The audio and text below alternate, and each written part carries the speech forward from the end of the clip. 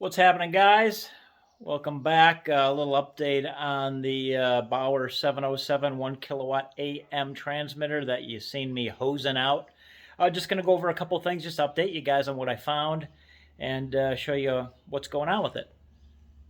Okay, so number one, might have shown this before, but I did solder this guy back on. This is a 5 meg ohm resistor. There is our 37, I think it was. Yeah. And whatever the number. Yeah, 37. R37, that would be because that's 38. That's an MIA. That's on order. That'll be coming at my way. This guy looks like a piece of crap. Oh, look at it. It even just broke off the holder for it. It's old. I mean, it's an old... look at this thing. It does test okay, but I'm going to replace it anyway because I just don't like that. If I had like a frickin' Swan or something like that, I saw that in there, I would just replace it. So not a big deal. It's 300 microfarad at 150. So we'll get that replaced.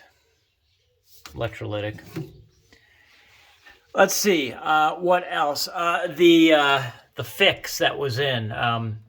So the engineer had this little clip from the back of this variable resistor because it was not adjusting for him. It's for some sensor. I don't know what the hell sensor it's for.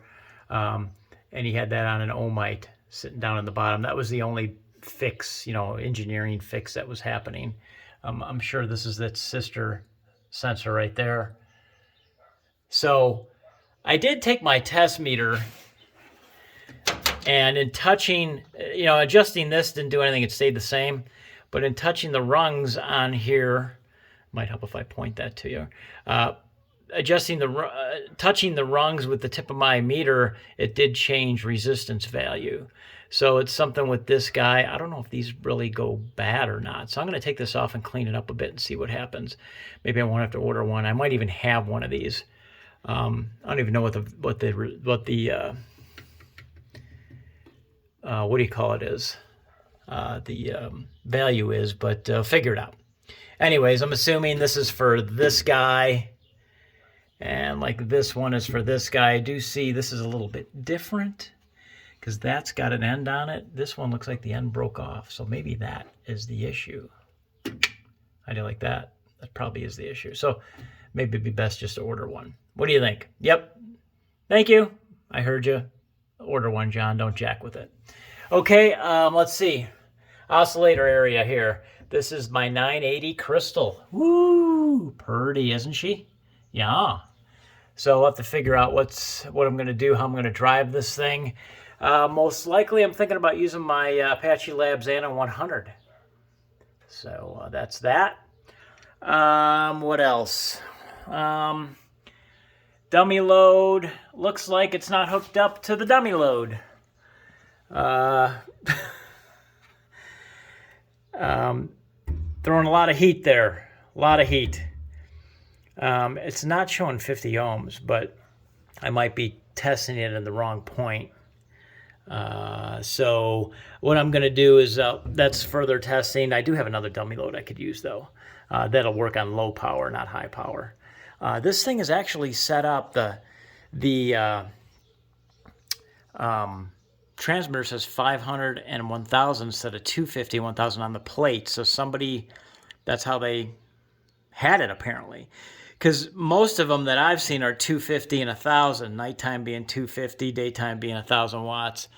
So we'll see. But I did notice on the taps were different than what they showed in the book for 250, so it probably was set at 500 maybe. Sola. The Sola, we just snipped.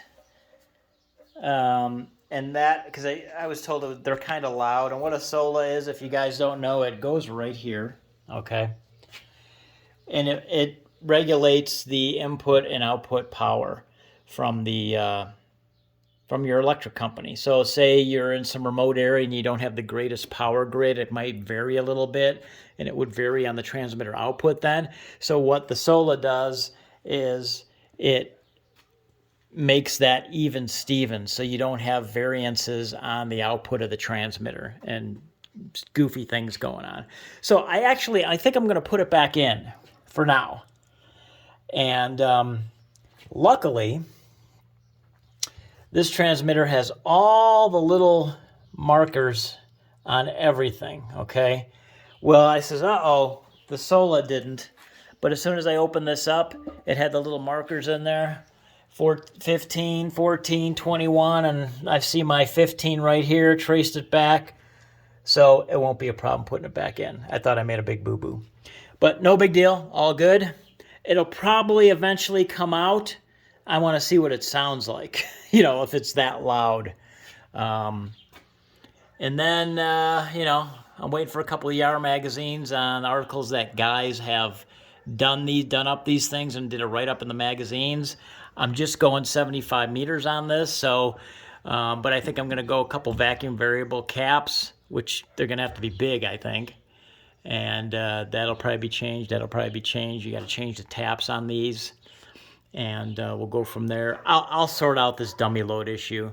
I would like to have that actually working. So even if I have to replace these, although these look like they are replaced, they're not I bet you they're not original, because you can see some kind of shady soldering on there. It's solid, but quick jobs. But hopefully, you know, we'll get it running. I don't like that. You can see that baby took some heat. A little bit loose there, but not a big deal. Crank that down. I did, like I said, I did drop my, and look at this, I did drop my meter on here, and it did show some numbers, but not what I was looking for, actually. So something melted down here, that's for sure.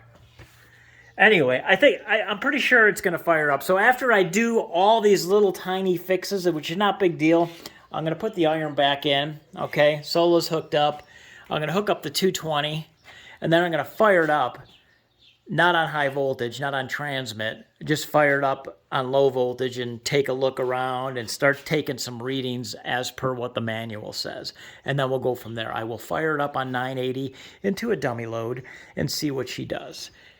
From there, it's to ham land. So that's the deal, guys.